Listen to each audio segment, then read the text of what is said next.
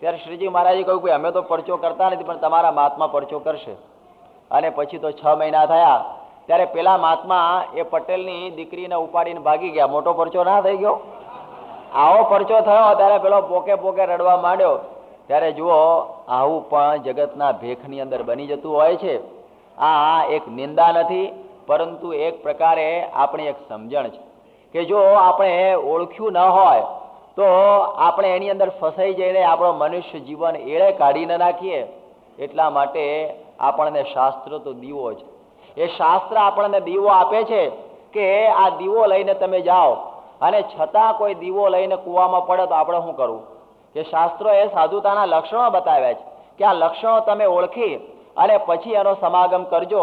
અને છતાં કોઈ એમ ઓળખે નહીં અને કે ના, ભાગવતમાં તો બધું લખેલું હોય પણ ગમે તેને માની લેવા, એ આ કોઈ લક્ષણ નથી. એ આપણને અહીં આગળ વાત સમજાવેલી છે. અને એ રીતે પછી તો આ ભગવાન પૃથુને પણ થયું કે ઇન્દ્રની ઈચ્છા નથી કે મારો યજ્ઞ પૂરો થાય. બ્રહ્મા અને બીજા બધા આવ્યા અને કહ્યું કે આ બધા દેવતાઓ બહુ હઠાગ્રહી હોય છે અને એમને આ યજ્ઞ પૂરો કરવા દેવો નથી. પૃથુ કે મારે પણ કઈ ઈચ્છા નથી, મારે પણ એવો કઈ શોખ નથી કે ઇન્દ્રના આસન ઉપર બેસી જાઉં. આ મારા 99 યજ્ઞને હું 100 માની લઈશ. જુઓ, એ ભગવાન પોતે નિર્માની થઈ ગયા, પણ દીવો પોતાની હઠ છોડતા નથી. અને એ રીતે આપણને એની અંદરથી આ ખ્યાલ આવી ગયો કે આ આગ્રહની અંદર દુઃખ અને નિર્વાહની અંદર સુખ હોય છે. એ આપણને ત્યાંથી સમજાવી દીધું. પોતે ભગવાન હતા, અંશાવતાર, અને એ વખતે ભગવાન વળી પાછા બીજા પ્રગટ થઈને કહે છે કે માગો માગો, જે માગો એ હું તમને આપું. પૃથુ રાજા એટલું માગે છે કે હે પ્રભુ, મારે બીજું કંઈ માગવું નથી, પણ વિધત્સ્વ કર્ણાયુત મે શમે વરહ. તમે જો મારી ઉપર રાજી થયા હો તો મને 10,000 કાન આપો કે જેણે કરીને અખંડ તમારી કથા સાંભળ્યા જ કરું, સાંભળ્યા જ કરું, અને કથામાં હું તન્મય બની જાઉં. આપણે માનો કે 10,000 ફાંકા ક્યાં અહીં લટકાવવા બધા આખા શરીરમાં. યોગી બાપા કહેતા કે 10,000 કાન હોય એટલી શ્રદ્ધા એમણે માગી લીધી. આપણે એમ થાય કે 12 ઉપર 5 થઈને જમવાનું ક્યારે થશે? ત્યારે સમજ્યું કે શ્રદ્ધા ઓસરી જતી હોય છે. એ વખતે એમ થાય કે કથાની અંદર જેને રસ પડી ગયો હોય એને તો પછી ખાવાનું યાદ આવે નહીં, એને બધું જ ભૂલાઈ જાય, આખું જગતનું ભાન ભૂલાઈ જાય. એવી પ્રકારની ભગવાનની કથા હોય છે. એ ભગવાનના ગુણોની અંદર આ ભાગવત તો કથા જે છે ને કે ભગવાનના ચરિત્રોની આ ગાથા છે, અને એમાં જેવી શાંતિ છે એવી વિશ્વમાં બીજી કોઈ જગ્યાએ શાંતિ નથી. એટલા વ્યાસજીનો અસંતોષ આ કૃષ્ણ કથાથી પોતે પૂરો થયો. એટલા માટે ભગવાનની કથામાં જે આનંદ છે એ બીજા કશામાં આનંદ નથી. એટલા માટે આપણે પણ એ જોવું જોઈએ કે આપણે આ કથા અંતરમાં ઉતરે એટલી પાછી કામની હો. આપણે તો આ કથામાં બેઠા, પણ કથા આપણામાં બેહવી જોઈએ ને પાછી. એ પણ સમજવા જેવું છે કે આપણે પાણીમાં બેઠા તો તરસ ન છીપે, પણ થોડું પાણી આપણામાં બેહવું જોઈએ તો તરસ છીપે. એટલા માટે કેવળ કથા નહીં, પણ અંતરમાં ઉતરે એનું નામ કથા. એટલે કે છે કે આ જે ભગવાનનો જે રસ છે એ રસ એવો છે કે એની અંદર દીવાના થઈ જાય હો. એ કથા સાંભળવાની અંદર શ્રીજી મહારાજ પણ કહે છે કે જમતા જમતા કથા યાદ આવે, હરે હરે થઈ જાય હો એમને. એટલો બધો કથાની અંદર મહારાજને આસક્તિ હતી, અને કહે છે કે ગમે એટલો થાકી ગયો હોય પણ જ્યારે ભગવાનની કથા સાંભળે ત્યારે બધો થાક ઉતરી જવો જોઈએ. ગમે એટલી રાજ સમૃદ્ધિથી અવરાઈ ગયો હોય અને એ વખતે કથા સાંભળે ત્યારે બધું જાણે ભૂલી જાય. એનું નામ કહેવાય કથા. અને એ વખતે તન્મય થઈને કથા સાંભળવી જોઈએ. અષ્ટાવક્ર ઋષિ કથા કરતા ત્યારે એ વખતે બધા ઋષિઓ આવીને બેસે, અને એ સમયમાં પેલો જરા મોડો આવે, જનક મોડો આવે, ત્યારે ઋષિઓ કહે છે કે તમે કથા શરૂ કરી દો ને, અમે તો બધા આવીને બેઠા છીએ. જનક આવ્યો ના આવ્યો, મોડો આવશે તો પછી સાંભળશે. કે ના ના, એને આવવા દો ને, એ કથા સાંભળે સારું. પછી એમ કરતા કરતા એમ થયું કે ઋષિ પણ કંઈક થોડા લાંચિયા લાગે છે કે જનક આવે પછી જ કથા. ત્યારે એમણે ઋષિએ કહ્યું કે આને કંઈક બતાવવું પડશે. એમણે એક વખત એવું કર્યું, કથા બરોબર જામેલી. કથા બરોબર જામી ત્યાં આખી મિથિલા નગરી હળગી. આખી મિથિલા નગરી સળગી એટલે બધા ઋષિઓ ઊભા થવા માંડ્યા. અષ્ટાવક્ર કે બેસો બેસો, કથાનો પ્રસંગ ચાલે. કે પ્રસંગ શું પ્રસંગ, બધું હળગ્યું. મારો તો પેલો કે મારી તુંબડી સળગે છે, પેલો કે મારી લંગોટી સળગે છે, પેલો કહે છે કે મારું આ પ્રમાણે તો માળા સળગે છે, એટલે પેલો કે મારું ઝૂંપડું સળગે છે. બધા દોડ્યા. પણ કે ઊભા તો રહે, કે ઊભા હોય અત્યારે દોડવા દો. જનકને કોઈ ભાઈ ઉઠો, કોકની તો તુંબડી કોકની લંગોટી, પણ તમારી તો આખી મિથિલા નગરી સળગે છે. ત્યારે જનક શું કહે છે? મિથિલાયામ પ્રદીપ્તાયામ નમે દહ્યતિ કિંચન. હે પ્રભુ, આ મિથિલા નગરી બળે છે, એમાં મારું કશું બળતું નથી. આ કથામાં થોડો વિક્ષેપ થયો ને, એ સિવાય મારે બીજું કશું બળેલું નથી. પછી પેલી તો માયાવી આગ હતી, ખાલી ખોટી ઊભી કરેલી. ત્યાં જઈને જોયું તો કશું નથી. બધા આવવા માંડ્યા અને જોયું તો જનક તો બરોબર બેઠેલો. પછી એને પૂછવાની જરૂર રહી નહીં કે શા માટે જનક આવ્યા પછી કથા તમે શરૂ કરો છો. એ રસબસ થઈ જતો, એની અંદર જગત ભૂલી જતો. એ જ્યારે કથા સાંભળવા આવે ત્યારે એ કથા સાંભળવા વખતે ખાલી થઈને આવતો. આપણે તો બધું ભરીને આવ્યા હોય, પછી કથા છે ને ઉપરથી ઉભરાઈને જતી રહે. ઉભરાઈ જાય. એક વખત એક બ્રાહ્મણ હતો અને એને આમંત્રણ આપેલું કોઈએ કે મહારાજ તમે અમારા ગામમાં જમવા આવજો. ત્યાંનું ગામ વળી 10 માઇલ દૂર હતું અને બ્રાહ્મણ જમવાના લોભે કે ભલે હાલી નાખીશું પણ જઈએ. અને વળી પાછો આગલા દાડાનો ઉપવાસ કરી નાખેલો એને, ખવાય બહુ. પણ એવો જરા ખાવાનો શોખીન એટલે એણે થોડા બધા ચણા, શેકેલા ચણાની એક પોટલી લીધેલી અને પોટલી લઈને જતો હતો. અને પછી થયું કે લાવો ને એક ચણો ખાવું. તો એક ચણો ખાધો ને, ચણા ચીજ એવી છે ને ફરસું કહેવાય. એક ખાધા પછી બીજું ખાવાનું મન થાય. તમારા મનમાં એમ થાય કે એક જ ફાફડો હું ચવાણું ખાઉં, એવું નહીં. પછી તો ભાઈ આમ ચાલ્યા જ રાખે. એની નામ કહેવાય ફરસાણ. આ ફરસું લાગે. એટલે એમ કરતો કરતો ખાવા માંડ્યો તો લગભગ 1-2 કિલો ખાઈ ગયો. બ્રાહ્મણ હતો ને, અને બધું ખાઈ ગયો. પોટલી ખાલી થઈ. અને પછી તો 10 માઇલ ચાલેલો. તરસ બહુ લાગે ને, ચણા પછી તરસ લાગે હંમેશા. અને ત્યાં બરોબર પહોંચ્યો 11:30 પોણા બારે પહોંચ્યો ને ત્યાં રસોઈ બીજા બ્રાહ્મણોએ તૈયાર કરેલી લાડુવાની ને અંતે. અને પછી એને પેલું તરસ તો લાગી ને તો 2 લોટા ભરીને પાણી પી લીધું. પછી અંદર ચણા ફૂલ્યા અને પેટ બરોબર આટલે આવી ગયું.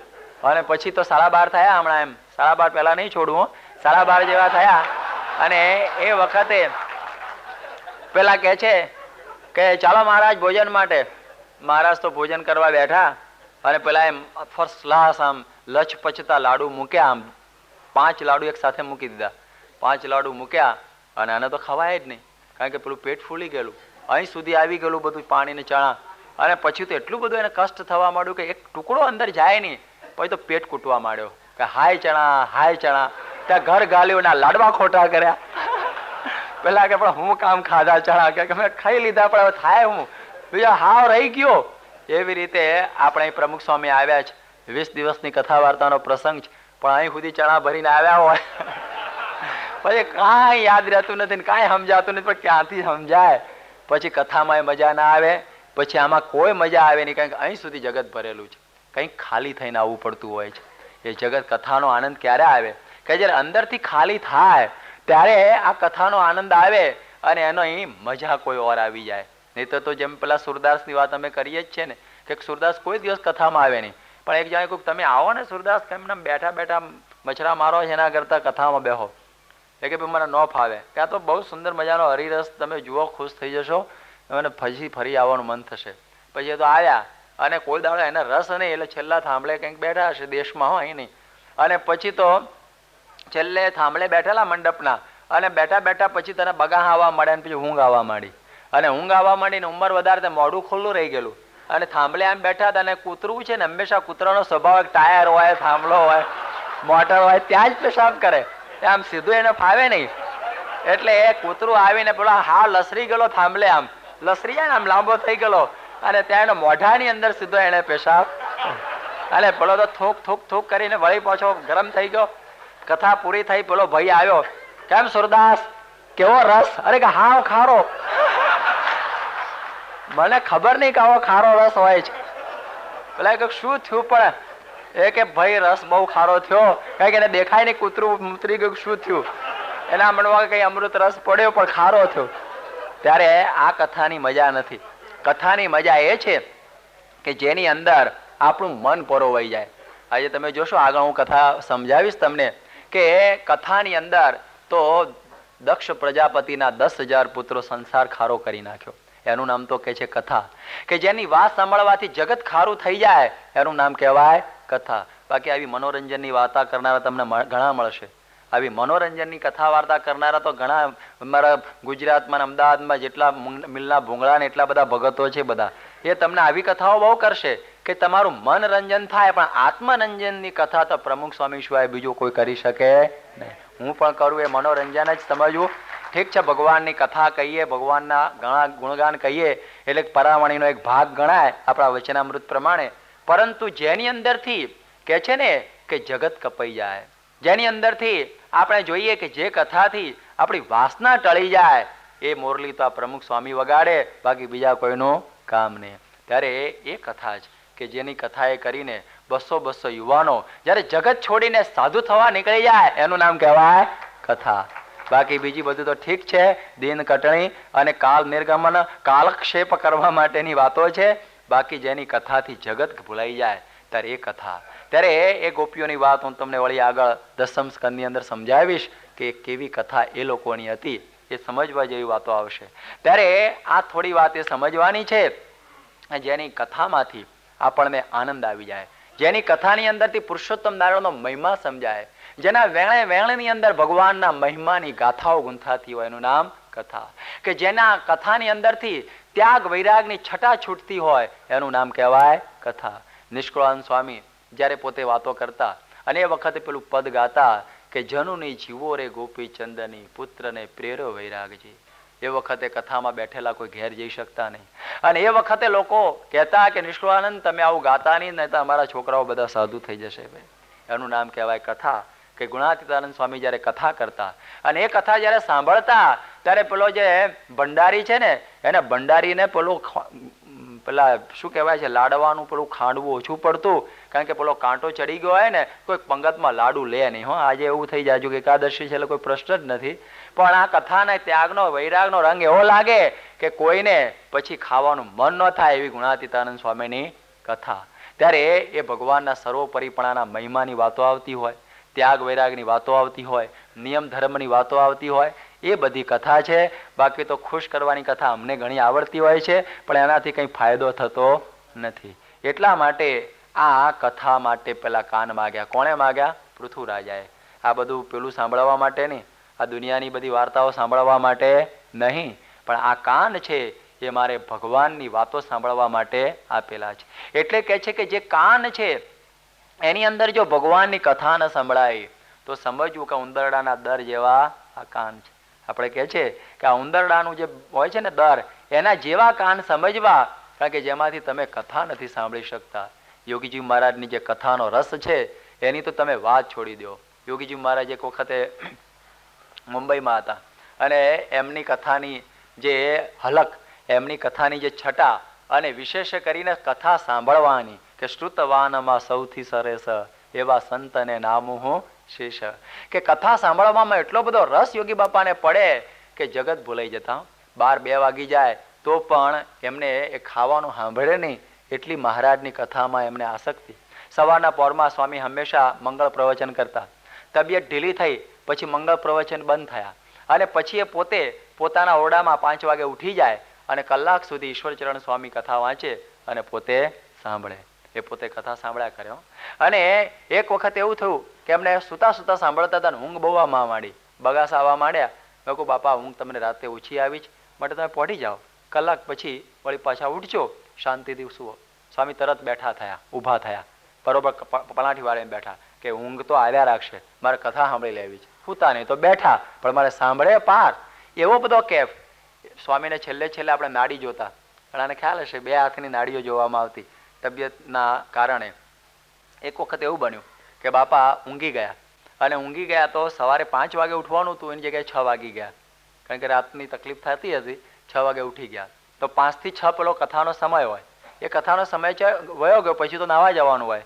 એટલે ઉઠ્યા એટલે તરત પેલી 6 વાગે નાડી લેવાની હોય. તો ડૉક્ટર સ્વામીએ નાડી લીધી. તો નાડી રોજ કંઈક 70 એવી આવતી, એ વખતે 85-90 થવા માંડી. પછી કહું બાપા આજે તો બહુ નાડી વધી ગઈ, કેમ આમ થયું? આજે આરામ તો વધારે લીધો. તો ખરી રીતે તો લાઈનમાં આવી જોઈએ. યોગીજી મહારાજ એક વાક્ય કર્યું, આપણા અંતરમાં ઉતરી ગયું કે ગુરુ કથા ગઈ ને એટલે નાડી વધી ગઈ. આપણે એમ સમજીએ કે જેમ પેલો વગાડતો હોય છે વાદી, પેલું બીન, અને પેલો નાગ આમાં ફેણ કરતો હોય છે, જેમ પેલો ઢોલકવાળો ઢોલ વગાડતો હોય અને નાચનારી અને પેલા ઢોલકનો, એને બંનેની જુગલબંધી ગઈકાલે સાંભળેલી ને, તબલાની અને પેલી સારેગામા પધાની સાની જુગલબંધી. એવી પ્રકારે જે નાચનારી અને જે પેલો વગાડનારો એની જુગલબંધી, જેમ તબલા અને હાર્મોનિયમની જુગલબંધી, જેમ પેલો સાપ અને પેલા મદારીની જુગલબંધી તો ઘણી જોઈ હોય, પણ નાડીની અને તબિયતની જુગલબંધી તો યોગી મહારાજ સિવાય બીજા કોઈમાં દેખાય નહીં. કે મારી નાડી નાચે છે મારી કથાના તાલે. કથાના તાલે જેની નાડી નાચતી હોય એનું નામ કેવું કે એને કથામાં રસ પડ્યો છે. બાકી હાશ આજે માથાવડું ઓછી ચાલો ને હવે જલ્દી પતી જશે. આપણા મનમાં એવું થઈ જાય ક્યારે છોડે છે કે આમાં ક્યારે આપણને તો છોડશે, ત્યારે એ કથા નહીં. ત્યારે આનું નામ કહેવાય કે આ સાચી કથા. જેમ ગોપિકા ગીતમાં આપણે આગળ સાંભળ્યું છે, અત્યારે મારે નથી કહેવું કે કેવી કેવી કથાના માટે ગોપીઓ એ ગોપિકા ગીતની અંદર વાતો કરે છે. ભગવાને એને વર આપ્યો કે સાંભળજો કથા, અને કથા એ કરીને આપણા દોષો જાય. જુઓ, સૌથી મોટામાં મોટું જો નિર્વ્યસની થવાનું જો સાધન હોય, ભગવાનનો મહિમા સમજવાનું સાધન હોય તો ભગવાનની કથા સિવાય બીજું કશું નથી. હરિલીલામૃતમાં લખે છે ને કે આજે સંપ્રદાયની ઇમારત શું છે? કૃષ્ણ કથા, ભગવાનની કથા. હરિલીલામૃતમાં એમ કહ્યું છે એટલે ભગવાનની કથા એ આપણા સંપ્રદાયનો પાયો છે. અને જો દિવસમાં કથા આળસી ગઈ તો સમજવું કે સત્સંગની જે શુભ જે હવેલી પડી જવાની મોડી કે વહેલી, ગમે ત્યારે આ સત્સંગની હવેલી પડી જશે. એટલા માટે શ્રીજી મહારાજે 5 ટાણાની કથા કરાવી છે, ખબર છે ને? 5 ટાણાની કથા એટલે હવારે કંઈક ભૂલ થઈ ગઈ હોય તો સાંજે આવીને બેહે એટલે વળી પાછું તાજું થઈ જાય. 5 વખત કથા સાંભળેલ જગત ખસે કે નહીં? 5 વખતની કથામાં જગત ખસ્યા વગર રહે નહીં. તમે લોકો સવારથી સાંજ સુધી આ જગતના બધી માથાઉટ કરી અને સાંજે આવ્યા હોય, અને સાંજે આવી અને પછી જ્યારે સંતો આ બધું કીર્તનો ગાય કે તારે માથે નગારા વાગે મોત ના રે, ત્યારે કે મગજ મારી 2 ઓફિસના કોન્ટ્રાક્ટ છોડી દેવા જેવા સારો તો મુશ્કેલી જ છે. કારણ કે આ તો માથે નગારા વાગે વૃત્તિ પાછી વળે. અમે હમણાં થોડા વખત પહેલા વડોદરા ગયેલા, અને વડોદરાની અંદર મારા ખ્યાલથી ઠાકોરભાઈનો પેલો કયો છોકરો એના લગ્ન હતા, સુરેન્દ્રના લગ્ન હતા, અને અમે બધા સાંજે ત્યાં ગયા. હવે તો લગ્નમાં તો લગ્ન જેવું જોઈએ ને, એમાં તો મેં આગળ વર્ણન કર્યું એવું, એમાં તો કશું બહુ આમ મોજ મજા ને બધું હોય. હવે એ બાજુ લગ્નનું બધું પતી ગયું અને બધું વાતાવરણ બધું થયું, પછી સ્વામી મંદિરમાં આવ્યા, પ્રમુખ સ્વામી, અને એ વખત લગભગ 9:30 વાગેલા. અને અમારી મોટર જેવી મંદિરમાં પેઠી ત્યાં 5-7 હરિભક્તો બેઠેલા અને સંતો બેસેલા, અને સંતો આ કીર્તન ગાતા હતા. એ કીર્તનમાં આ જ વાત આવી, આ જ કીર્તન ગવાતું હતું કે તારે માથે નગારા વાગે મોત ના રે, નથી એક ઘડીનો નિરધાર તોય જાણ્યા નહીં જગદીશ ને રે. અમે કોઈ પેલી બાજુ દરબાર બેન્ડ વાગતું હતું અને આગળ નગારું ક્યાંથી બીજું વાગવા માંડ્યું.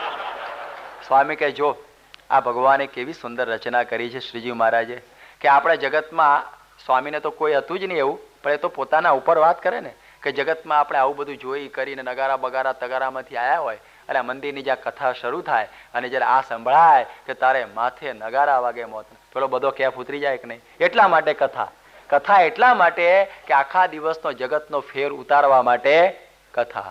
જેમ પેલા કહે છે ને કે પેલો કોટ ચણતો હોય આખો દાડો, અને સાંજે એક કાંકરો મારે તો કોટ તૂટી જાય, એટલે પેલો ચણનારો થાકે. એવી રીતે આપણે મિનારાઓ ચણાવ્યો આખો દાડો, અને પછી સ્વામી સાંજે આવીને વાત કહે બધું મૂકીને જવાનું છે, કંઈ ભેગું આવવાનું નથી ને આ બધું તો નાશવન છે, બધું છે શું? એટલે 2-5-10 વખત સાંભળતા આપણી અંદર આ બધું આવે. ત્યારે આ કથા હું વાત કરું છું, પેલી મનોરંજન વાળી નહીં હો. ફરીથી આ કથા એનું નામ સાચી કથા. એ કથા આપણને આ પ્રમુખ સ્વામી મહારાજ કરવા માટે પધાર્યા છે. ભલે એમની કથામાં બહુ આનંદ ઘણા કે છે ને આમ જરા આમ ચટપટી વાળી જોઈએ, જરા આમ કંઈ મજા આવી, ત્યારે એવી બધી છે ને આ ભગવાન સિવાય બીજી બધી વાતો છે ને તમને બહુ ગળી લાગે, પણ ભગવાનની વાત હાવ મોળી લાગે, ફિક્કી કડવી મોળી. કારણ કે વિષયો છોડવાની વાત આવે, કોને ગમે કે તમે બીડી પીતા નહીં, કે આજ માટે તમે બોલાયેલા અમને લાવેલા અહીંયા આગળ મંદિરમાં, આવું અમને સંભળાવવા માટે તમે અહીં લાવ્યા. ત્યારે પેલી કથા તો બધાને ગમે, આખી રાત સુધી કથા ચાલ્યો. પણ તમે જુઓ ને એ કથાના મહારાજો એવા હોય. એક મહારાજ એવા હતા ને કે કથા કરે પણ તમાકુ ખાય ને પછી તો કથાનો કેફ જામે ને તો કથા કરી શકે જ નહીં. અને કથા અદભુત કરે, ભાગવતનું રસાયણ આમ રેલો નીકળે અંદરથી, આમ લોકો આમ નહીં નાખે અંદર, એવી પ્રકારની કથા. અને તમાકુ ખાય તો તમાકુ પાછી ઉડે હો, તમાકુ પછી એનું ફફ થાય ને બોલાય, પેલા આગળ બેઠા હોય એને ઉડે. કે મહારાજ આવું કરો છો તમે, આ તમાકુ ખાઓ છો એ બરોબર નહીં. અને આ પ્રમાણે પછી પેલો કે જો ભાઈ તારે તમાકુ ફમાકુની મગજમારી કરવી નહીં, પણ મારા મોઢામાંથી જે જ્ઞાન ગંગા નીકળે છે ને એ જ તારે લેવી. તમાકુ રવા દે માથાકૂટ, તારે એની સાથે શું લેવા દેવા છે? જ્ઞાન પકડી લે. પેલા વળી મહારાજ ખરા છે, આ તમાકુનું આવું કે છે. પછી એને કોઈ કંઈ વાંધો નહીં. પછી તો અઠવાડિયું કથા ચાલીને છેલ્લે દિવસે એક બધા પ્રસાદ ધરે ને, કોઈ કેળું એક પડીકી લઈ આવ્યો અને પછી પડીકી લઈને કોઈ મહારાજ તમે તમારા મુખારવિંદમાં મૂકો, પ્રસાદ છે મારો. પેલાને કંઈ ખબર નહીં, લાવો ને કે અહીં તો બધો અમે તો ચાલે જ છે. પ્રસાદ મૂક્યો કે તૃપ્ત, કે હો આજ મને શાંતિ થઈ ગઈ. કે શું થયું પણ? કે વાત તો કર. કે મારા ડોહા છે ને ઘણા વખત પહેલાં મરી ગયેલા અને મારે એના હાડકા રાખી મૂકેલા અને પછી એને ગંગાજીમાં નાખવા માટેનું હતું, પણ અમારી સ્થિતિ સારી નહીં એટલે અમે જઈ શક્યા નહીં. અને પછી એમ થયું કે હવે કરવું શું? પણ જ્યારે પછી થોડા દિવસ પહેલાં આપે કથા કરેલી કે આ બધું મારા મુખમાંથી તો ગંગા જ વહે છે, તમાકુ તારે ભૂલી જવી. તારે મારે તો હો ઘેર બેઠા ગંગા આવી. એટલે પછી આ મારા બાપના પેલા હતું બધા હાડકા, એનો ભૂક્કો કર્યો મેં થોડો, અને ભૂક્કો કરીને આજે લાવીને તમારી ગંગામાં મેં પધરાવી દીધો. મારા બાપાનો મોક્ષ થઈ ગયો. બરોબર, હાય હાય હાય. એટલે તે મને હાડકું ખવડાવ્યું, પણ કે એમાં ક્યાં હતું? ગંગામાં જ નાખ્યું છે, મેં મોઢામાં નાખ્યું જ નથી. કે હવે આ પ્રકારની કથા હોય એ કથાનો કોઈ અર્થ નથી. કારણ કે એક બાજુ તમે જુઓ કે તમાકુ નીકળતી હોય અને એક બાજુ કથા નીકળતી હોય, એ કથા એ કામની નહીં. અને વળી આપણે કથા સાંભળવામાં કેવા બેઠા હોય કે ઘણા લોકો એવા હોય કે કથાની કેસેટ ચાલતી હોય અને પોતે પાના રમતા હોય, એ પણ કથા બરોબર કહેવાય નહીં. ત્યારે એ સાચી કથા કે જે સાંભળ્યા પછી હું તમને કથા રૂક્ષ્મણી હરણ વખતે કહીશ કે કથા કોને કહેવાય. આ તો થોડી ઉપરની વાત. એટલે હવે આ પ્રમાણે પૃથુ રાજાએ આ માગી લીધું અને ત્યારબાદ પૃથુ પોતે સંપૂર્ણ રાજ્ય કરી અને ત્યાર પછી પોતાનું જે પૂર્વના રાજાઓને જેમ પુત્રને સોંપી અને પોતે ચાલી નીકળતા એમ પોતે ચાલી નીકળેલા છે. અને ત્યારબાદ હવે એ પૃથુ પોતે તો ધામમાં પણ પહોંચી ગયા, પૃથુ ભગવાન. અને એ પછી વંશની અંદર એક સુંદર કથાનક આવે છે, બહુ ઉત્તમ કથાનક છે કે પૃથુ રાજાના વંશની અંદર હવે આગળ ચાલતા ચાલતા એક બરહિષદ નામનો રાજા થયો. બરહિષદ એનું નામ હતું પ્રાચીન બરહી. પ્રાચીન બરહી નામે પણ આ નામ પ્રસિદ્ધ છે. આ બધી ભાગવતની કથાઓ તમને થોડી નવી લાગશે, પણ શ્રીજી મહારાજે ભાગવતને માન્ય કર્યું છે, જેમાંથી આપણે આપણો ભાવાર્થ કેવી રીતે લઈએ છીએ તો તમને બધાને ખ્યાલ આવતો હશે. પણ આ બધું જાણવાથી થોડો ખ્યાલ આવે કે ભારત વર્ષમાં કેવું કેવું ચાલતું હતું, શાસ્ત્રો આપણને કેવો સુંદર ઉપદેશ આપે છે, અને શ્રીજી મહારાજ આ ભાગવતની કથામાંથી આ વચનામૃત કેવી રીતે કાઢ્યું એની આ કથા હું તમને સંભળાવીશ. ત્યારે એ સમયની અંદર આ પૃથુ વંશની અંદર બરહિષદ નામનો એક રાજા રહેતો અને એને બહુ યજ્ઞો કરેલા. એના 10 પુત્રો હતા જેનું નામ પ્રચેતાઓ કહેવાતું. પુત્રોની કથા આપણે નથી લેવાની, આપણે બરહિષદની પોતાની કથા લઈએ છીએ. આ બરહિષદ રાજા યજ્ઞો બહુ કરતો, ખૂબ યજ્ઞો કરતો. અને યજ્ઞો શાના માટે થતા ખ્યાલ છે? કે યજ્ઞો એટલા માટે કરવામાં આવતા કે મને સ્વર્ગ મળે. સ્વર્ગ માટે યજ્ઞો હંમેશા થતા હતા. એટલે આ બધા સકામ યજ્ઞો કહેવાય. આ બધા સકામ યજ્ઞો થતા હતા કે જેની અંદર ફલાભિસંધિ સહિત આ બધા યજ્ઞો હતા, ફળના માટે. વેદોની અંદર લખ્યું છે ને કે પુત્ર કામો જ્યોતિષ્ટોમેન યજેત. તમારે જો પુત્રની ઈચ્છા હોય તો જ્યોતિષ્ટોમ યજ્ઞ કરો, કે સમાપ્તિ કામો અમુક યજ્ઞ યજેત. તમારે કંઈક બીજું કંઈક કરવું હોય તો આ યજ્ઞ કરો. એટલે બધા યજ્ઞો જુદી જુદી જુદી પ્રકારના બતાવેલા. એટલે કે છે કે યજ્ઞથી આપણને આ લોકમાં પણ સુખી થવાય અને પરલોક એટલે સ્વર્ગ, સ્વર્ગથી આગળ નહીં, સ્વર્ગની અંદર પણ આપણને સારું સ્થાન મળે. એટલે યજ્ઞોની રચના ભગવાને પોતે કરેલી કે સહયજ્ઞ પ્રજા સૃષ્ટવા પૂર્વવાચ પ્રજાપતિ અનેના પ્રસવિષ્યદ્વમ એશવો વસ્તુ સર્વકામ દુઃખ. આ ગીતાની વાત કહેલી છે કે સહયજ્ઞ પ્રજા સૃષ્ટવા પૂર્વવાચ પ્રજાપતિ. બ્રહ્માએ યજ્ઞ સહિત પ્રજાને રચી અને યજ્ઞ સહિત પ્રજાની રચના કરીને કહ્યું કે તમે આ યજ્ઞ કરજો, દેવતાઓ પ્રસન્ન થશે અને એને લઈને વરસાદ વરસાવશે અને તમને પણ આ કંઈ સ્વર્ગના સુખની પ્રાપ્તિ થશે. પણ આટલું યાદ રાખવું ઘટે કે યજ્ઞ એ કરીને સ્વર્ગથી ઉપર કોઈ દિવસે ગતિ થાય નહીં, સ્વર્ગમાંથી ઉપર ગતિ ન થાય. એટલે તો કહે છે ને ક્ષીણે પુણ્ય મૃત્યુલોકે વિશંતિ દેવાહ. પુણ્ય ક્ષીણ થઈ જાય ત્યારે વળી પાછું અહીં ગમે તે યોનિની અંદર આવવું પડે. એટલા માટે આપણે એ સ્વર્ગ જોઈતું નથી. ઘણા લોકો એમના પિતાની આગળ લખે કે સ્વર્ગવાસી, એટલે પાછો જ આવવાનો સમજવો. સ્વર્ગવાસી જેને લખ્યું ને એ કોઈ દાડો પહોંચેલો કહેવાય નહીં, પાછો જ આવે. કારણ કે સ્વર્ગમાં કોઈ પરમનન્ટ રહી શકતું, આપણે શું લખીએ એ પણ હરખું સ્થ લખ્યો હોય તો પણ પાછો અસ્થ થઈ જાય, આવી જાય. એટલા માટે અક્ષર નિવાસી સત્સંગીઓ લખવું જોઈએ. અક્ષર નિવાસી એ આપણી પ્રણાલિકા છે. સ્વર્ગસ્થ તો કોઈ પ્રણાલિકા જ નથી, કારણ કે એમાંથી તો વળી પાછું બિચારાના આવવાનું થાય. સ્વર્ગમાં બેઠા તો સ્વર્ગનો તો નાશ છે, સ્વર્ગનો તો નાશ છે. એટલા માટે મોક્ષ ધર્મની અંદર ભાગવતમાં સ્વર્ગને તો નરક તુલ્ય કહેવામાં આવેલું છે મોક્ષની દ્રષ્ટિએ. એટલે આ હું વાત સમજાવતો હતો કે યજ્ઞો લોકો કરતા હોય છે શેના માટે? સ્વર્ગની પ્રાપ્તિ માટે. યજ્ઞ કરે એમાંથી એક અપૂર્વ પેદા થાય, અને એ અપૂર્વ મરે ત્યારે એ અપૂર્વ નામનું જે તત્વ પેદા થયું એ એને સ્વર્ગ તરફ ધકેલે, અને વળી પાછો બેક ટુ મૃત્યુલોક પૂરું થાય. એટલે ત્યારે એવા યજ્ઞોના માટે લોકો સુખોના માટે લોકો પ્રયત્ન કરતા હોય છે, જેને આપણા શાસ્ત્રો પૂર્વ મીમાંસા કહે છે. જે જૈમિની ઋષિએ જે પૂર્વ મીમાંસા કરી, જેના 16 અધ્યાય છે. ઉત્તર મીમાંસાના 4 અધ્યાય જે અથવા તો બ્રહ્મ જિજ્ઞાસાથી માંડીને એ 16 અધ્યાયની અંદર કર્મકાંડ ભરેલું છે. અને કર્મકાંડ એટલું બધું ભયંકર છે તો જુઓ આ પરિષદના આખ્યાનમાં કે એક એક યજ્ઞની અંદર હજારો પશુઓને કાપવાના. એ પશુઓને કાપી અને પછી એ આપણે સ્વર્ગને પામવાનું. આવો યજ્ઞ અમારે જોઈએ નહીં.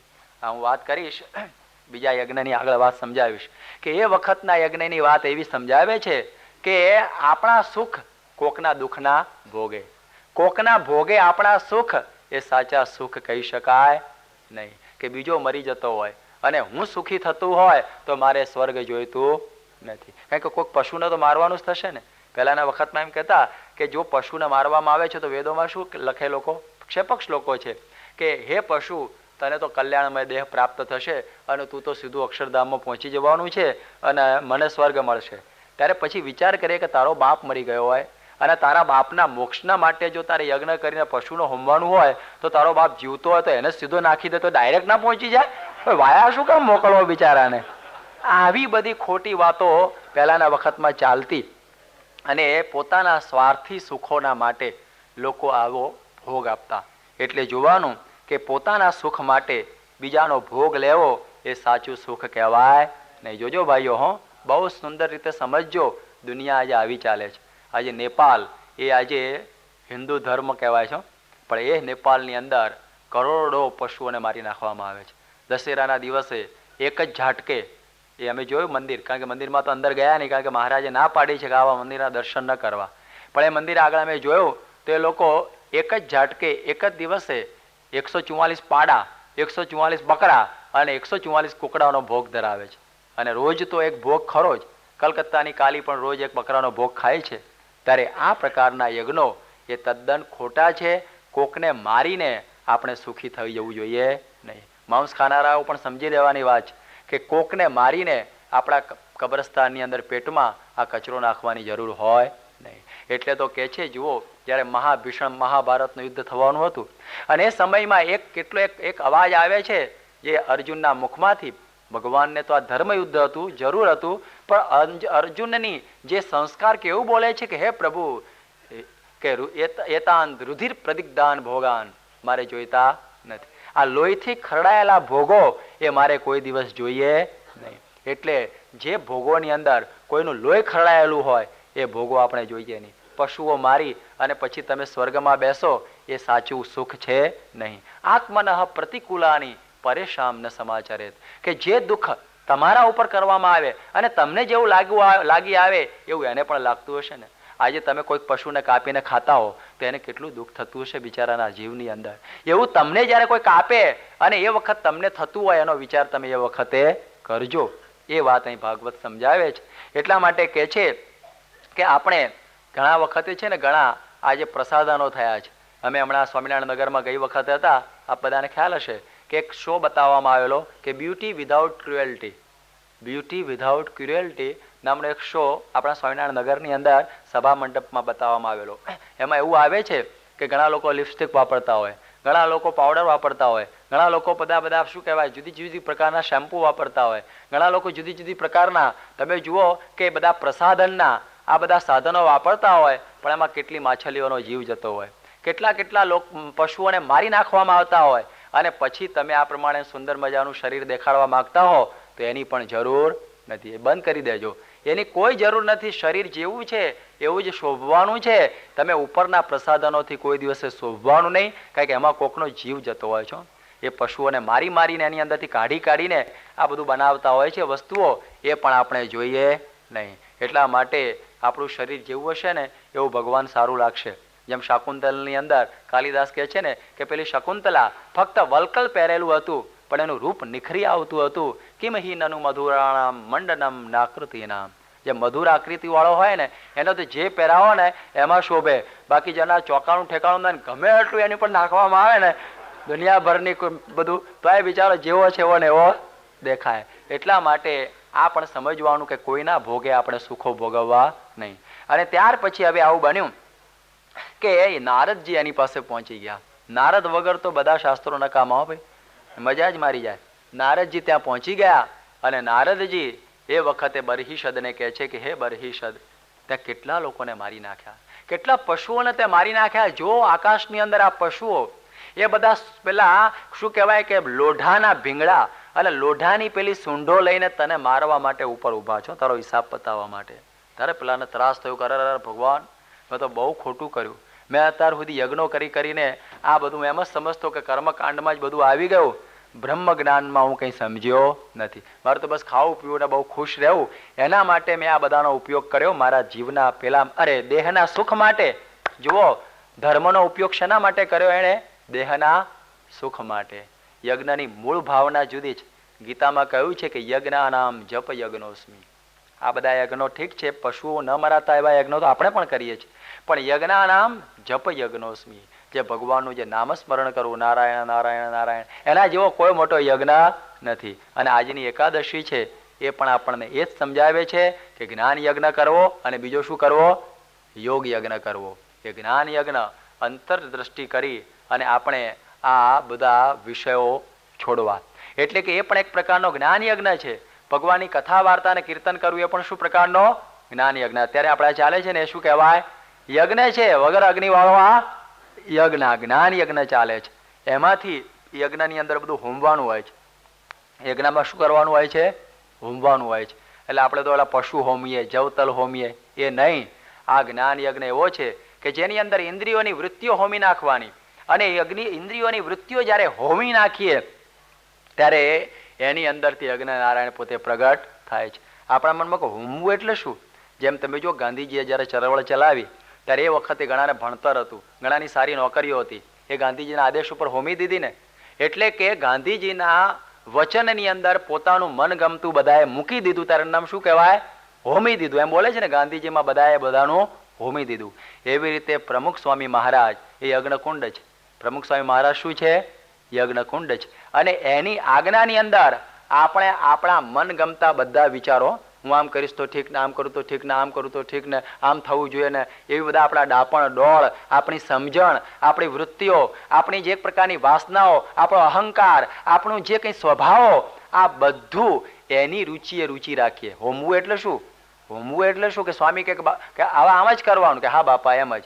સ્વામી કે તમારે સાધુ થઈ જવાનું, ત્યારે સંસારને સળગાવી નાખવો પડે. સ્વામી કે તમારા મંદિરમાંથી જઈને હવે તમારે બીજા મંદિરમાં જવું, તો એ પણ હોમ્યું કહેવાય. હો, એ પણ હોમ્યું કહેવાય ને. કારણ કે તમને સંસ્કૃત ભણવાની રુચિ હોય કે જાઓ બાબા સંગીત ભણો, તમને આ પ્રમાણે સંગીતની રુચિ હોય કે જે ગામડે ફરવા જાઓ, તમારી આકાંક્ષાઓને હોમવી પડતી હોય છે ને, તમારા વિચારોને હોમવા પડતા હોય છે ને. તમને એમ થાય કે હું આમ કરું તો મને ફાવે એવું છે, કે ના તમે આમ કરો, તે શું કહેવાય?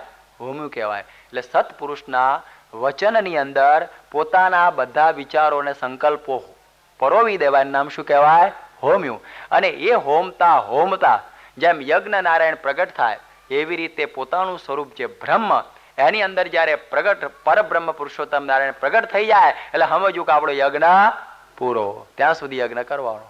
આ જુઓ આજની એકાદશીની વાતમાં મેં આપને સાથે કહી દીધી કે અમે આ યજ્ઞ આરંભ્યો બલિદાનો અમે દઈશું, અમારા અક્ષર પુરુષોત્તમ ગુણાતીત જ્ઞાનને ગઈશું. બલિદાન એટલે માથું કાપી કાપી નાખવાનું છે. આમાં માથું નથી કાપવાનું. આપણા વિચારો, આપણી મનની માનેલી માનીનતાઓ બધી આની અંદર હોમવાની છે.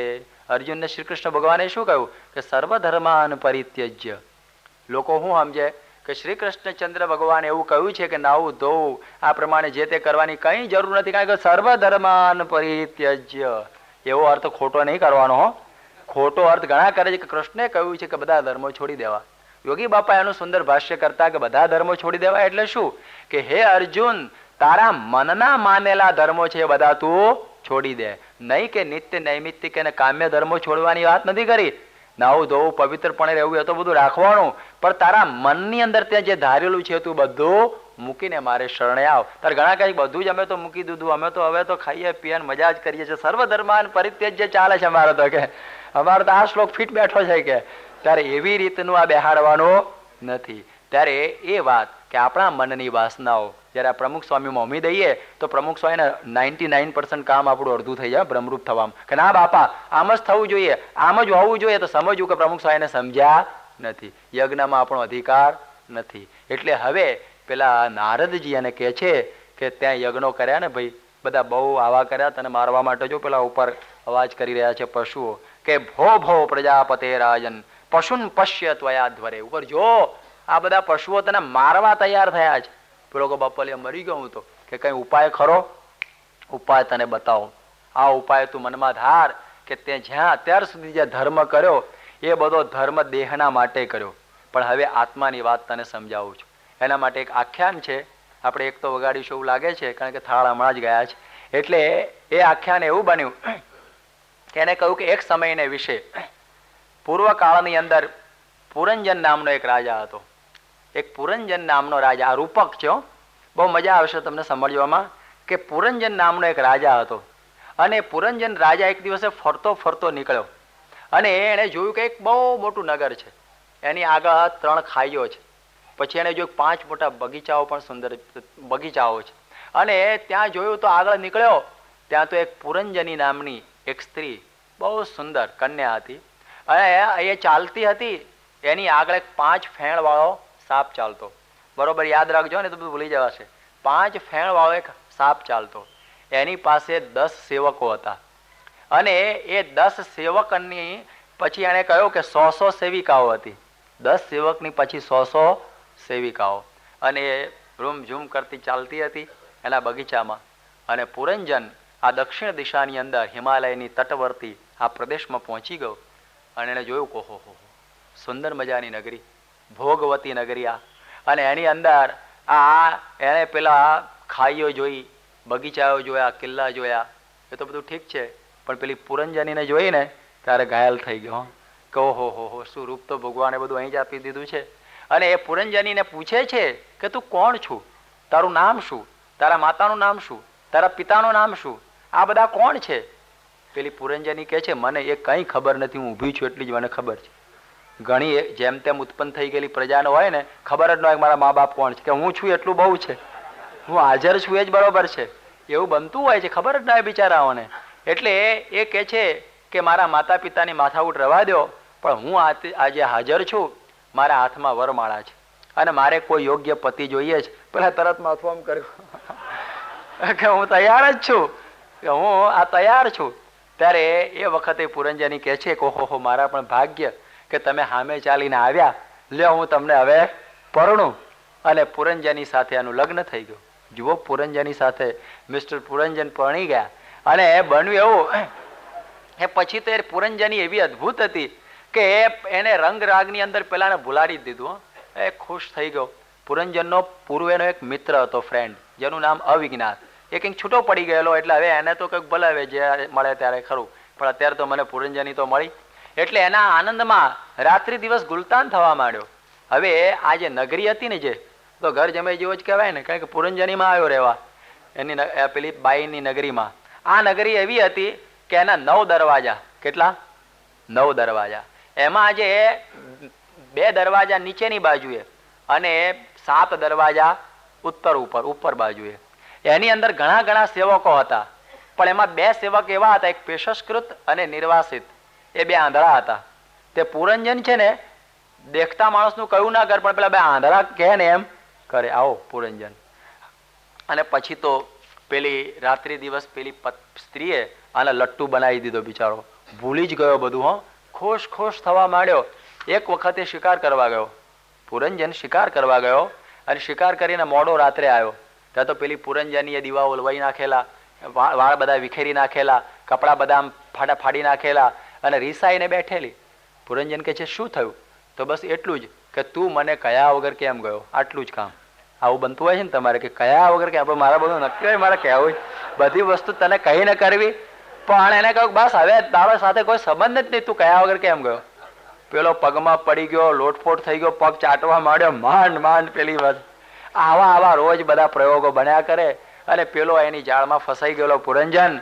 અને પછી તો 50 વર્ષ ક્યાં વીતી ગયા એને ખબર પડી નહીં, એમને એમ થવા માંડ્યું. અને ત્યાં એવું બન્યું કે ગંધર્વ રાજ આવ્યો. ગંધર્વ રાજે પુરંજનની નગરી ઉપર ચડાઈ આદરી. પુરંજનની નગરી ઉપર ગંધર્વ નામનો એક રાજા.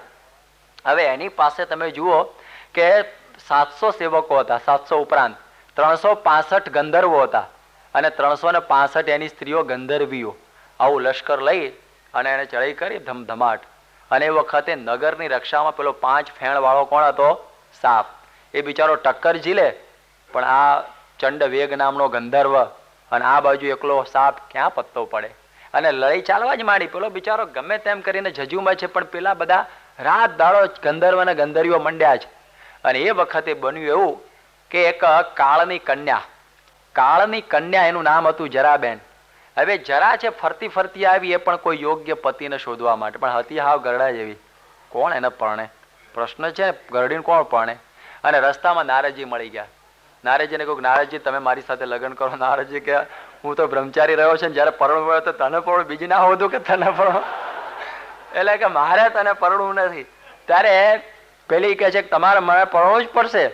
પછી પેલા બહુ ના પાડી. પછી તો પેલી કહ્યું જા તને શાપ આપું છું, તું 5 મિનિટ કોઈ જગ્યાએ વધારે બેસી શકીશ. પેલો કે ભલે એ બધું ચાલશે, પણ મારે તને તો પરણવું નથી. પછી તો બન્યું એવું કે હવે નારદજીએ કહ્યું છું એક કર, હું તને એક પતિ તારા માટે મેં શોધ્યો છે, એ તને એક પતિ હું તને બતાવી આપું કે ગમે તેમ નહીં એ મને બતાવી આપો, પણ મારે આ ગમે તેમ કરીને પરણવું તો છે. કે આ એક ભય નામનો યવન રાજ. શું નામ છે? ભય, ટેરર. એ ભય છે ને એને તું પરણી લે. એટલે પેલી ગઈ કે તું મને ભય કહેજો, મારે હમણાં પરણવાનું બહુ છે નહીં, મારી એક તો છે ને બાઈની ગીર્દીની જરૂર નથી, પણ આપણે એમ કરીએ કે એક બીજો છે ને એક પ્રજવાર નામનો મારો એક બીજો પણ ભાઈ છે, અને તું આ બંને છે ને એક મેં તારા માટે પતિ શોધ્યો છે પુરંજન નામનો. શું? પુરંજન. એને તને પરણાવી દઉં. એટલે કે ભલે હાલને પુરંજન પાસે. પછી એ આ જરા નામની કન્યા પુરંજન પાસે આવી. હવે જરા નામની કન્યા પુરંજન પાસે આવેલી છે. પુરંજનની અડધી જિંદગી તો જતી રહેલી ને પેલા રંગરાગમાં. એટલે પેલી એની પુરંજની પણ સ્નેહ શૂન્ય થઈ ગયેલી, કારણ કે અમુક ઉંમરે પછી અમુક ભાવનાઓ ઓછી થતી હોય છે. અને એ વખતે લોકોને છોકરાએ બહુ થયેલા, અને છોકરાએ આખો પાંચાલ દેશ ભરી દીધેલો.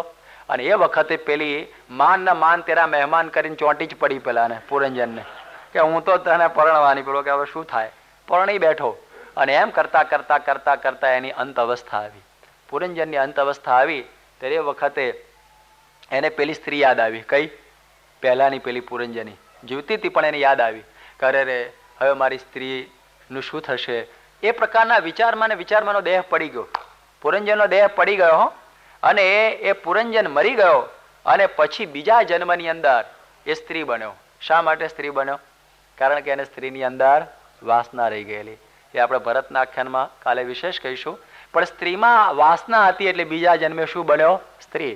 અને વિદર્ભ રાજની કુંવરી બન્યો, જેનું નામ પડ્યું વૈદર્ભી.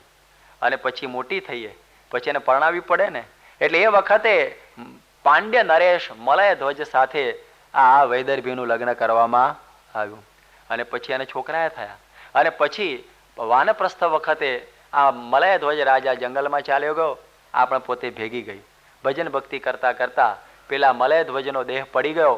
અને પછી આને સતી થવાનું હોય ને જમાના પ્રમાણે, એટલે સતી થવા માટે લાકડા ખડકી અને ઉપર બેસવા ગઈ પેલી વૈદર્ભી. એ સમયમાં પેલો અવિજ્ઞાત નામનો એક બ્રાહ્મણ આવી ગયો. વાત હવે શરૂ થાય છે. અવિજ્ઞાત નામનો બ્રાહ્મણ હવે આવી ગયો અને કહે છે કે અલ્યા શું કરું છું તું? પેલું કે અલ્યા ક્યાં કે હું તો હવે અલી છું. એ કે તને ખબર છે કે તું પેલા પુરંજન નામે હતો? કે મને ખબર નથી. અરે તું પુરંજન હતો એ વખતે તું મારો ખાસ મિત્ર હતો, આપણે બંને ફાસ્ટ ફ્રેન્ડ, હંમેશા સાથે રહેનારા. અવિજ્ઞાત અને પુરંજન બંને સાથે રહેનારા. અને કહે છે કે તું સાવ ભૂલી ગયો બધું? પેલો કે મને કંઈ ખબર નથી, તમે આ શું બોલો છો? કે જો યાદ રાખ કે પૂર્વે આપણે બંને મિત્રો. હવે આ રૂપકને હું ખોલું છું. આ જે રૂપક છે હવે ખુલતું જશે એટલે આપણે એનો વિશેષ ખ્યાલ આવશે. એ કહે છે કે તું આ શું કરી બેઠો છું? તારો આ દેહ સ્ત્રી અથવા પુરુષ એવું કશું છે નહીં. આપણે બંને હંસ હતા. આપણે બંને હંસ હતા અને એક જ વૃક્ષ ઉપર આપણે બેસતા કે કરે છે દ્વા સપર્ણા સયુજા સખાયો સમાન વૃક્ષમ પરિસસ્વજેતે તયોર અન્યત એકમ પીપલમ સ્વાદવત્તિ અનશ્ન અન્યો અભિચાકશીતિ. આ ઉપનિષદની વાત હું જરા તમને ઢીલી કરી આપું, નહીં તો કે આ બધું ક્યાં ગરબડ આવી. કે શું કહે છે કે દ્વા સપર્ણવ સયુજવ સખાયાઓ કે કહે છે કે દ્વા સુપર્ણવ કે બે પક્ષીઓ, દ્વા સુપર્ણવ જેની પર્ણ બહુ સારી છે, દ્વા સુપર્ણવ સયુજવ સખાયો. એક વૃક્ષ એક જ ડાળી ઉપર બે પક્ષી બેઠેલા છે. હવે એ ડાળી છે દેહ. દેહરૂપી ડાળીની અંદર એક પક્ષીનું નામ છે આત્મા અને બીજા પક્ષીનું નામ શું છે? પરમાત્મા. જો સમજજો, એક ડાળી ઉપર બે પંખી, એકનું નામ આત્મા અને બીજાનું નામ પરમાત્મા. હવે કહે છે કે બંને સરખા લાગે, ચૈતન્યથી તો બંને સરખા જ, અને સમાન વૃક્ષમ પરિસસ્વજેત એક જ વૃક્ષ પર બેઠા છે. અને કહે છે કે તયોર અન્યત પીપલમ સ્વાદવત્તિ એક છે એ પીપળ જે છે ને ઉપર પીપળ હતી ને ખા કરે છે, બીજું ખાતું નથી અને ખાધા વગર એની સામું જોયા કરે છે. એટલે દેહની અંદર આવેલો એક જીવ છે એ કર્મના ફળને ભોગવે છે. પરમાત્મા પણ એ જીવની અંદર ને દેહની અંદર રહ્યા છે પણ એ પોતે ભોગ ભોગવતા નથી. સાક્ષી રૂપે, શું કે સાક્ષી ચેતા કેવલો નિર્ગુણસ છે, એ પોતે સાક્ષી રૂપે પેલાને જોઈ રહ્યા છે અને એ વખતે પેલો ભૂલી જાય છે કોણ મને જુએ છે. એટલે પેલા પરમાત્મા અવિજ્ઞાત એને કહે છે કે હે પુરંજન, તું ભૂલી ગયો, તારું નામ ભૂલી ગયો, તારો બધી જ વ્યવસ્થા તું ભૂલી ગયો. આપણે બંને તમે જુઓ કોણ છીએ? આપણે બંને એક માનસ હંસો છીએ. અને એ વખતે જો યાદ કર કે તું સ્ત્રી પણ નથી, તું પુરુષ પણ નથી, તું અત્યારે વૈદર્ભી પણ નથી અને પહેલા પુરંજન પણ હતો નહીં, પણ તારી કેવી દશા થઈ છે તું જો. આ રૂપક બહુ એટલા માટે સમજવાનું કે ભગવાન સ્વામિનારાયણ જ્યારે વન વિચરણ આદરેલું, ભગવાન સ્વામિનારાયણે જ્યારે વન વિચરણ આદરેલું ત્યારે 7 વર્ષના વન વિચરણમાં આખા ભાગવતમાંથી 2 જ આખ્યાનો એમણે મોઢે રાખેલા. બીજા બધા નહોતા રાખ્યા એમ નહીં, પણ 2 મોઢે રાખેલા એટલે 2 ઉપર બહુ ધ્યાન આપેલું. એક આ પુરંજનનું આખ્યાન અને બીજું આપણે કાલે કર્યું છે ભરતજીનું આખ્યાન. આ 2 આખ્યાનો ઉપર સુરત બાંધીને વન વિચરણ કરતા. ભરતની ભરત વખતે કરીશ, પણ આ પુરંજનની તો અત્યારે જ કરું છું ને, કે પુરંજનનું આખ્યાન મહારાજ પોતાના મનમાં હંમેશા રાખેલું. જે વચનામૃત છે મધ્યનું 12મું વચનામૃત આ પુરંજનનું વચનામૃત છે. અને એની અંદર આ વાત હવે અહીં અવિજ્ઞાત ખોલતા કહે છે કે જો ભાઈ આપણે 2 આવા હતા. હવે તું જ્યારે પુરંજન રૂપે એટલે આત્મા જ્યારે પોતે ફરતો ફરતો આ દેહરૂપી નગરીમાં આવ્યો. શેમાં આવ્યો? દેહરૂપી નગરી. જો હવે ખુલે છે બરોબર, ધ્યાનથી સાંભળજો. આ દેહરૂપી નગરીની અંદર આત્મા આવ્યો. પહેલા કેવો હતો આત્મા? શુદ્ધ બુદ્ધ નિત્ય મુક્ત એવો જે આત્મા. ન મ્રિયતે ન જાયતે કદાચન ઉપનિષદ કહે છે એવો. આ પ્રમાણે અચ્છેદ્યમ અભેદ્યયમ એ જે ગીતા કહે છે કે અંતવંતી મે દેહા નિત્યસ્યુક્તા શરીરિણ. બીજું બધું તો નાશવંત, જીવ અવિનાશી અજર અમર. હવે એ જે જીવ એ ફરતો ફરતો ક્યાં આવ્યો છે? ભોગવતી નગરી. આ જે છે ને ભોગસ્થાનમ દેહ, આ ભોગવતી નગરીમાં આવ્યો. તમે જુઓ એની ખાઈઓ છે, એને નગરીની શું છે? ખાઈઓ. અને પછી આ પ્રમાણે 5 એના બગીચાઓ છે જે આપણે પંચીકરણ કહીએ છીએ. વાતો તમને બહુ કડક પડશે એટલે હું બહુ લાંબી નથી કરતો, પણ આ પંચભૂતનો આ દેહ, પૃથ્વી જળ તેજ વાયુ ને આકાશ, આ પંચભૂતના દેહની અંદર કોણે પ્રવેશ કર્યો? કયા ભાઈએ? આપણા માસ્ટર સાહેબ કે જીવા ભાઈએ. એ આ જીવ શર્મા હરિલીલા કલ્પતરુમાં અને જીવ શર્માનું આખ્યાન કહ્યું છે. એ જીવે એની અંદર પ્રવેશ કર્યો અને એમાં શું જોવે છે? પેલી સ્ત્રી પુરંજની. એ પુરંજની અવિદ્યા માયા અથવા બુદ્ધિ કહીએ. અવિદ્યા માયા બુદ્ધિ આ પુરંજની. અને એની અંદર ખુશ થઈ ગયો અને એ પુરંજની ની પાસે શું હતું જોયું? એક સાપ હતો. એ સાપ 5 ફેણવાળો. આ દેહની અંદર 5 પ્રાણ છે. પ્રાણ, અપાન, સમાન, વ્યાન અને ઉદાન. આ 5 પ્રાણ વાળો આ દેહ છે. આ 5 પ્રાણો આ દેહની રક્ષા કરે છે. ઘણા નથી કે ભલાના પ્રાણ ઉપડી ગયા, ભાઈ પ્રાણ ઉઠી ગયા એટલે સમજવું ગયો એ. એટલે જ્યાં સુધી પ્રાણ છે ત્યાં સુધી દેહની આ સ્થિતિ આપણને દેખાય છે. પછી એની જે 10 એની હતા સેવકો, 10 સેવકો ખબર પડી ગઈ ને, 10 ઇન્દ્રિયો, 10 ઇન્દ્રિયો એ આપણા 10 સેવકો છે. અને એની 100 નાયિકાઓ, એટલે કે 10 ઇન્દ્રિયોની 100 વૃત્તિઓ, 100 વૃત્તિઓ, આ બધું લશ્કર. હવે પેલી પુરંજનીને આ પરણી ગયો. કોણ? જીવાત્મા. જીવાત્મા પેલી માયારૂપ બુદ્ધિને વશ થઈ ગયો અને એને વશ બની ગયેલો છે.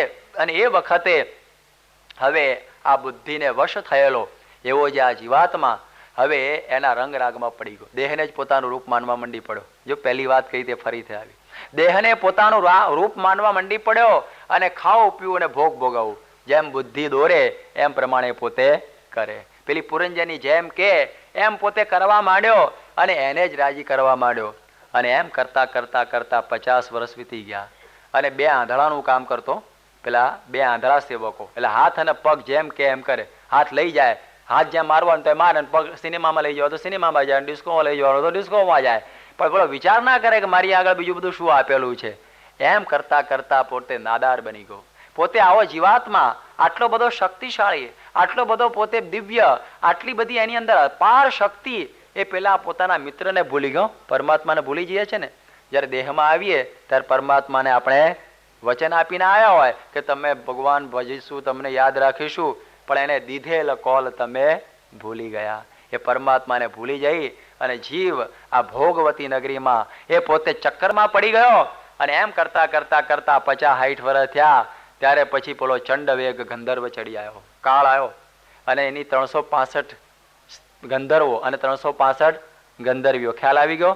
આ દિવસ અને રાત્રિ, એ 365 દિવસ અને રાત્રિ. અને પછી તો ઉપડવા માંડ્યા. અને જેમ શંકરાચાર્યજી કહે છે કે દિનયામિન્યૌ સાયં પ્રાતઃ શિશિર વસંતો પુનરાયાત કાલઃ ક્રીડતિ ગચ્છતિ આયુ તદપિ ન મુંચતિ આશાવાયુ.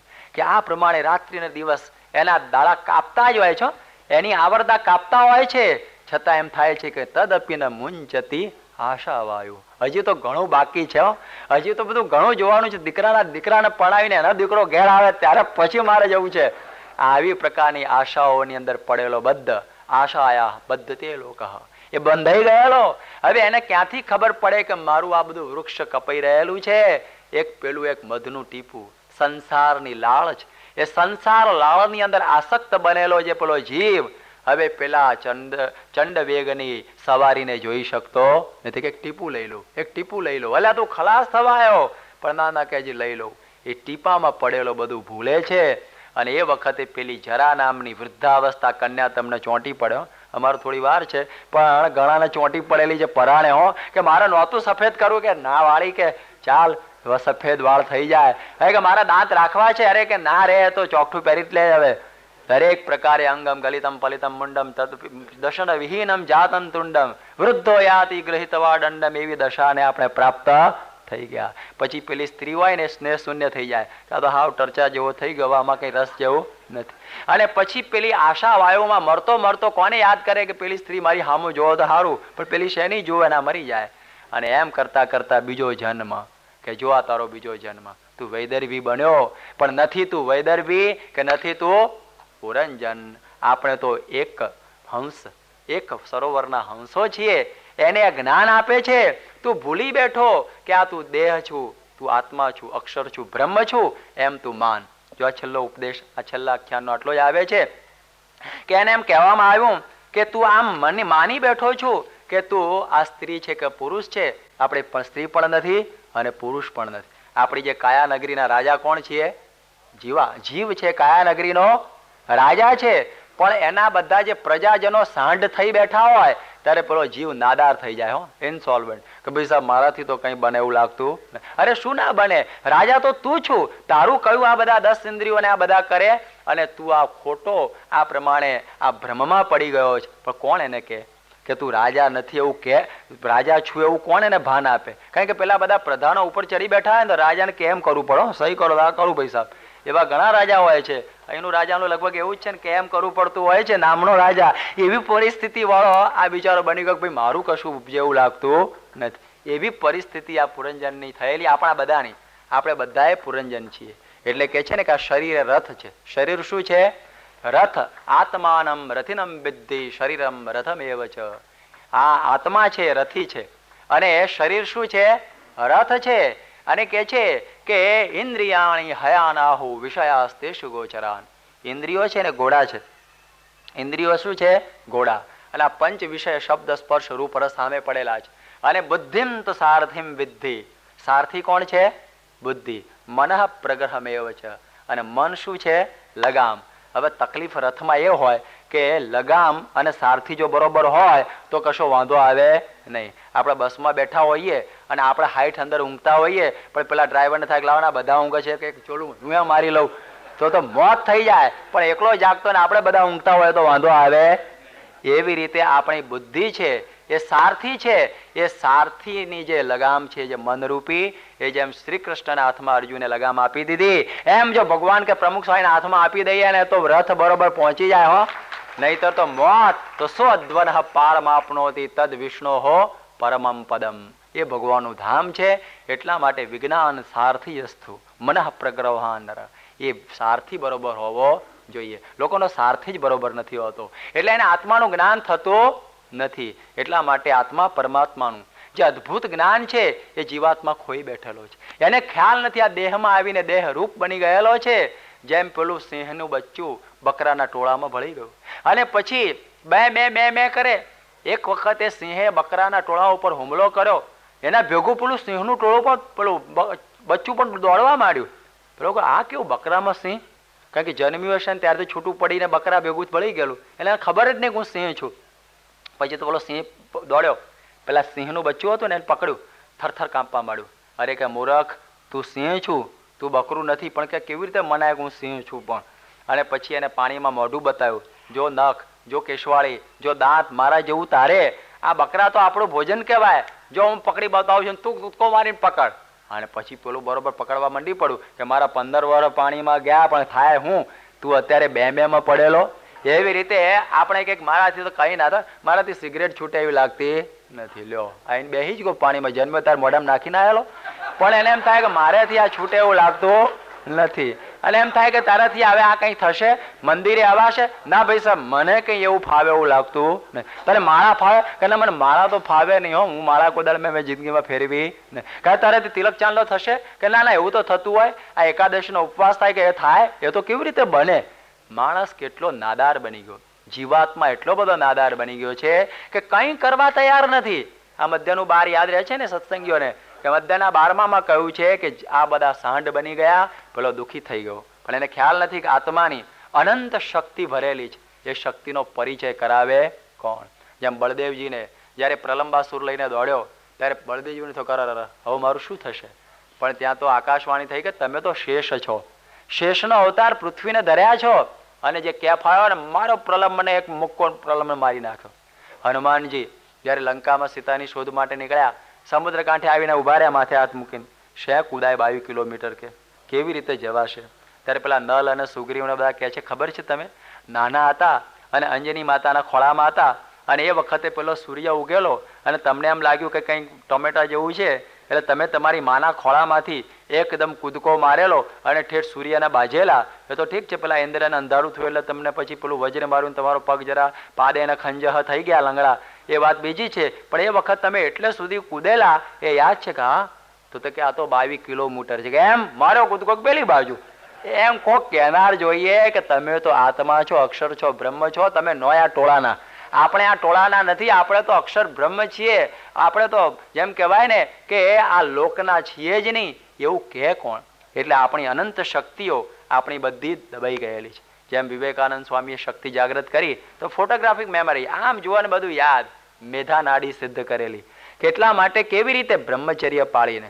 આપણે કે હમણાં મારાથી એવું ન બને. રામ તીર્થે આત્મશક્તિ જાગૃત કરેલી, આમ સ્ટોપ કહે અને બરફ ત્યાંનો ત્યાં અટકી જાય, હિમશિલાઓ અટકી જાય. આત્માનંદ અખંડાનંદ સ્વામી આત્મશક્તિ જાગૃત કરેલી, 4 સિંહ આવ્યા, એ આત્મા અને હું આત્મા, સિંહ આંટો મારીને જતા રહ્યા. આ આત્માની શક્તિ. આપણી પાસે શક્તિ પડેલી છે બધા પાસે, પણ આપણે થાય ભાઈ સાહેબ મારે તો કંઈ થાય એવું લાગતું નથી હો, મને તો બહુ ચક્કર આવશે હવે.